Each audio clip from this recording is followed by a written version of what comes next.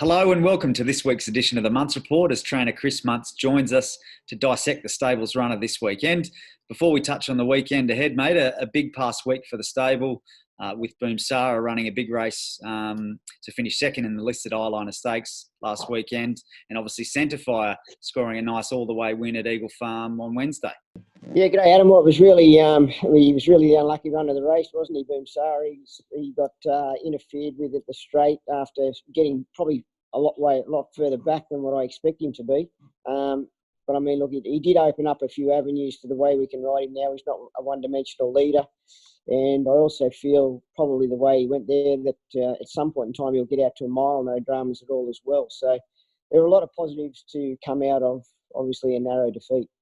And understand you're heading to the paddock with BOOMSARA, that there's not a lot of races around for him, so you're going to give him a break? Yeah, Adam. Well, I mean, we did have a thought of maybe taking him to Sydney for a couple of races, but the weather being the way it is down there and the wet tracks, it'd be a waste of exercise and time and money for the owners sending him down there. So we just felt there was no races up here that were available to him right at this point in time, that we'd send him to the paddock for a short freshen up and then just concentrate on the summer with him. He's going out for the first time in a long time healthy and in a good frame of mind. So it's he should come back a lot better horse for it. I've got no doubt about that. And I guess just touching on the versatility that he did show Saturday, does that maybe give him more options over the summer, even with that distance range and also his pattern? Yeah, look, I'm sure it does. I mean, he's certainly opened up a whole new way that we can ride him in races and where he has to go, and he's certainly not a one-dimensional leader by any stretch. But he's a sort of horse that even the way he went there, that 1400 to a mile, I think that really is probably his most suitable trip.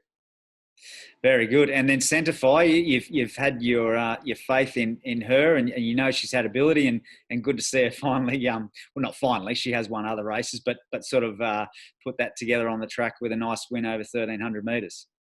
Yeah, I mean, I've always had a soft spot for this filly because, I mean, she's always shown me a lot on the track and she's always shown me a lot of ability since day one.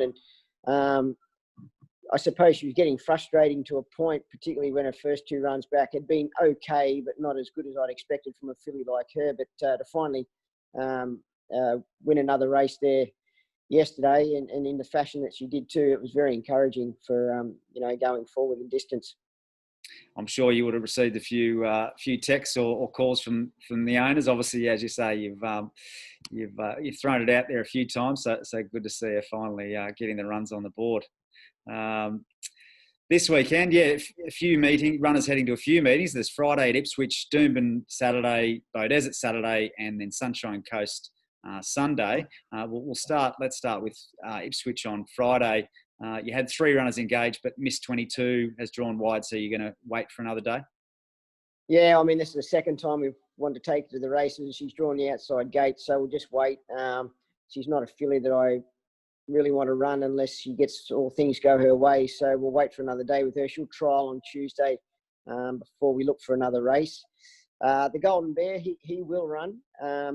He comes off a very good start the other day at Doomben, where he got a long way back, but finished his race off really well in running third when Justin rode him, and I thought he got home really well that day. So Larry Cassidy takes over for Justin, who's suspended, and then he'll also ride TWERK, and finally TWERK actually gets to draw a good barrier, so hopefully he's able to make use of it and she can get the right sort of run just in behind the speed there somewhere.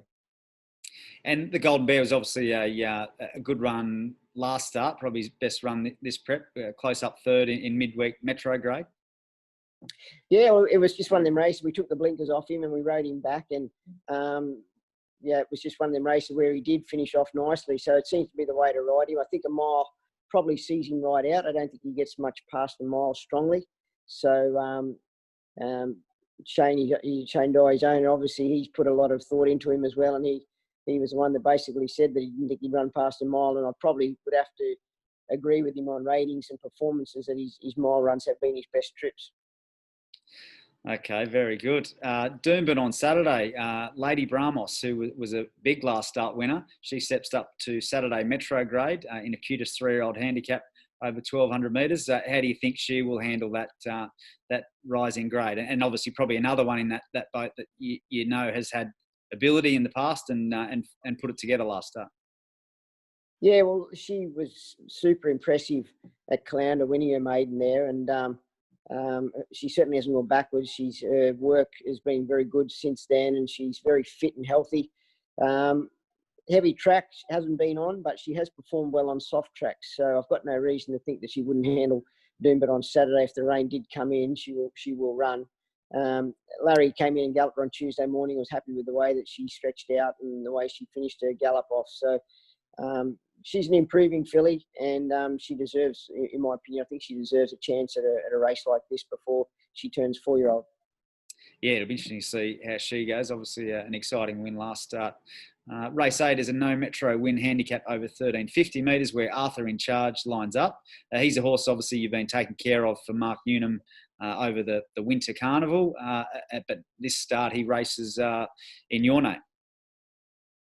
Yeah, well, Mark and the owners, I've known them for quite some time from Sydney, and it was actually Mark who suggested that he stays up here. He thought that he might struggle at Saturday level in Sydney, so he suggested to the owners that he stays with me and we try and pick off the right races for him. He's a lovely horse. He just no fuss. He just goes about his business, and he's come up to me in good order. So really, just hope this track doesn't get too wet. Although it was heavy the other day when he raced, Mark and the owners are of the belief that he's a better horse on top of the ground. So we'll just have to see what the weather does with him. Whether he runs on Saturday or whether we wait for another day. But the horse himself's in quite good order.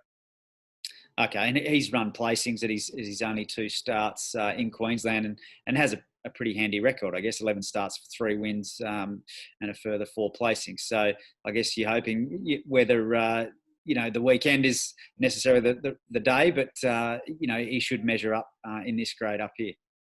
Oh, I'm sure he will. And like I say, I don't know whether we want to waste a run on the heavy on Saturday. I know he performed well at Caloundra last start on it, but as I said, the owners have assured me that he's a better horse on top of the ground. So I might discuss with him over the next 24 hours whether we run or whether we wait for another day. Okay, very good. Saturday at Beaudesert, no Gold Coast meeting this week, heads out to Beaudesert. PHIONAIX lines up in a Class 1 plate over the 1,200 metres, and he was 4th in a recent barrier trial.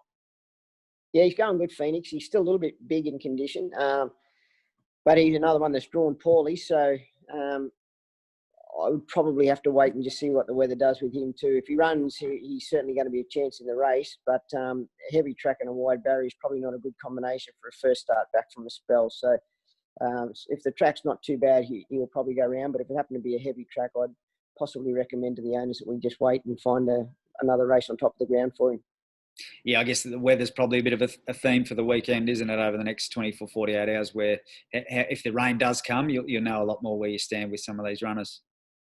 Yeah, that's right. And I mean, they're in good order, so there's no use wasting runs on heavy tracks if they're not going to suit. Sure.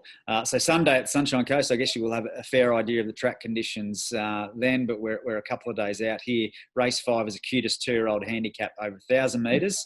You've got 2 runners engaged with Tiptoes potentially making her debut, and Latin Prophet, who resumes off a 2nd in a recent barrier trial.